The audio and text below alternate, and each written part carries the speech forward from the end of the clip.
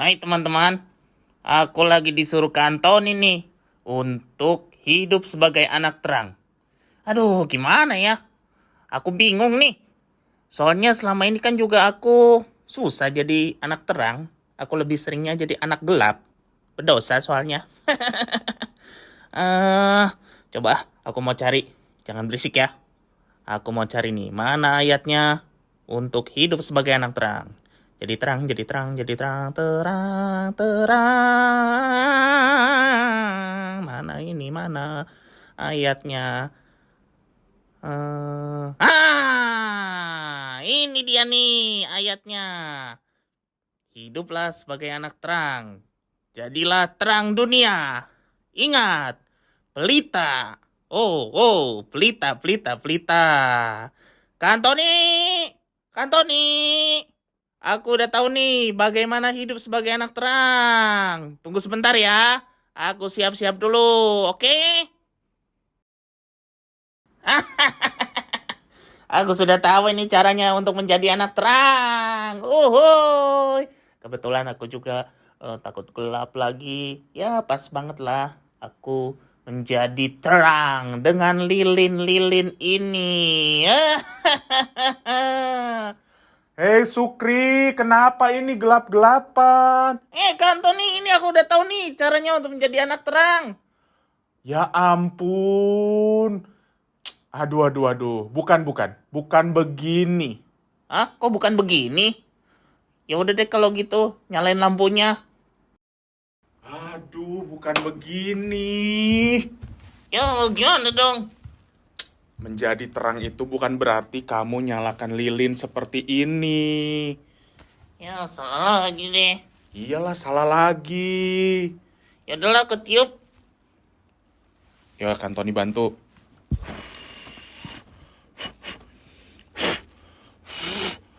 Susah yang ini. Mana kuenya? Mana kuenya? Mana kuenya? Bukan mana kuenya. Ya udah, kan Tony mau jelasin bagaimana kita hidup sebagai anak terang. Oke lah kalau gitu. Yuk kita dengarkan ya. Nah, kan Tony mau jelaskan bagaimana sih atau apa sih yang dimaksud dengan hidup sebagai anak-anak terang? Bukan seperti yang tadi Sukri bilang ya, nyalakan lilin atau mungkin kalian punya senter lalu kemudian kalian kedap-kedipin, mainin gitu ya. Atau mungkin kalian punya stick glow in the dark yang kadang suka digoyang-goyangin gitu ya, lalu kemudian nyala. Bukan itu. Hidup sebagai anak terang bukan berarti, wah kemana-mana kita bercahaya, silau ya. Orang kalau lihat kita tuh rasanya, mataku terlalu silau, au. Enggak ya. Tapi hidup sebagai anak terang itu berbicara bagaimana hidup kita menunjukkan kasih Tuhan. Kita tidak lagi hidup sebagai orang-orang yang masih hidup dalam dosa, ya. Terang berbeda dengan gelap. Ya, dulu kita adalah anak-anak kegelapan. Kantoni bacakan ya dari Efesus 5 ayat 8. Memang dahulu kamu adalah kegelapan, tetapi sekarang kamu adalah terang di dalam Tuhan. Sebab itu hiduplah sebagai anak-anak terang. Jadi Rasul Paulus kasih tahu, dulu kita sebelum mengenal Tuhan, kita masih senang hidup dalam dosa. Tapi sekarang kita sudah diterangi oleh kasih Tuhan, marilah kita hidup sebagai anak-anak terang. Maksudnya seperti apa sih? Ingat nggak tentang buah roh yang pernah kita bahas tuh?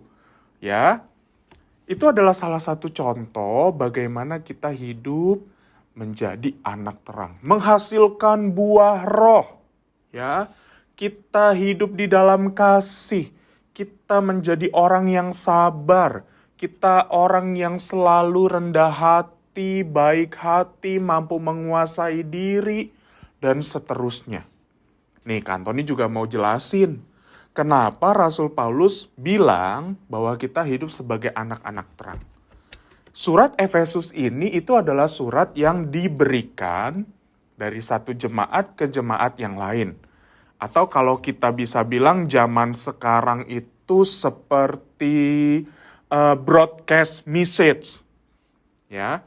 Jadi surat atau pesan yang disampaikan kepada banyak gereja. Makanya ada yang bilang bahwa surat Efesus ini adalah surat edaran. Nah, makanya surat Efesus ini berbicara tentang hal-hal yang umum.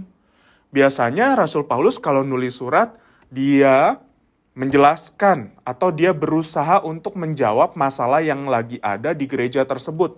Misalkan di Korintus, mereka orang-orangnya suka berantem, masih senang hidup dalam dosa. Ya, Rasul Paulus jelasin, nggak boleh begitu. Ya, ingat kita adalah orang yang satu di dalam Tuhan. Kita adalah tubuh Kristus. Terus juga jangan kamu suka membandingkan dari satu orang ke orang yang lain. Dari satu pemimpin, Paulus, Apolos. Nggak boleh itu ada yang namanya favoritisme. Itu surat Korintus. Ya. Nah kalau surat Efesus itu surat yang umum. Makanya Paulus menjelaskan salah satu bagian pentingnya adalah dari Efesus 5 yang kita baca tadi. Nih, kamu semua di gereja manapun, ya, ingat kita dipanggil untuk menjadi anak terang. Kita dipanggil untuk memancarkan kasih Tuhan. Bagaimana caranya? Melalui hidup kita. Jangan lagi kita hidup di dalam dosa. Dulu mungkin kita yang suka berbohong. Jangan lagi berbohong. Dulu kita mungkin yang sulit untuk berbagi. Mari kita belajar berbagi. Atau kita yang suka marah-marah. Mari kita belajar sabar. Ya. Kenapa? Ingat tadi Paulus bilang. Sebab kita ini tidak lagi hidup di dalam kegelapan. Tetapi di dalam terang Tuhan. Dunia ini masih banyak orang-orang yang tidak taat. Masih banyak orang-orang yang senang hidup dalam dosa. Dunia ini berarti masih senang hidup dalam kegelapan. Kita sebagai orang yang percaya kepada Tuhan, gak boleh seperti itu. Tapi kita belajar untuk menjadi terang. Ingat loh, terang sekecil apapun dia. Sama seperti tadi tuh ya. Sukri dia matiin lampu semuanya. Ada lilin-lilinnya. Ya, mungkin hanya 4 lilin. Tapi kan itu sudah memancarkan terang. Ya, sekecil apapun terang kita. Sekecil apapun perbuatan baik yang kita lakukan. Ingat itu mempunyai dampak yang besar. Jadi mari kita sama-sama belajar. Hidup sebagai anak terang, mulailah taat dari hal-hal yang kecil. Jaga lidah kita. Jaga omongan kita. Jaga juga sikap kita. Ya. Ingat, Tuhan mau kita memancarkan terang. Dan kita bisa jadi berkat deh buat orang-orang di sekitar kita. Yuk, mari kita sama-sama berjuang. Bukan hanya kamu, tapi Kak Antoni juga berjuang, Papa Mama juga berjuang, siapapun ya yang percaya kepada Tuhan, mereka, kita semua sedang berjuang bersama untuk memancarkan terang Kristus. Mari kita berdoa. Tuhan, tolong kami untuk menjadi anak-anak terang. Kami tidak lagi hidup di dalam kegelapan dosa, tapi kami mau hidup di dalam kasih Tuhan. Menjadi anak yang taat, menjaga hidup kami dimanapun kami berada. Tolong ya Tuhan, pikiran kami, perkataan kami, hidup kami. Biarlah kami belajar untuk tidak senang dengan dosa. Tapi kami mau berjuang untuk hidup di dalam terang Tuhan. Hidup dengan taat. Terima kasih Tuhan.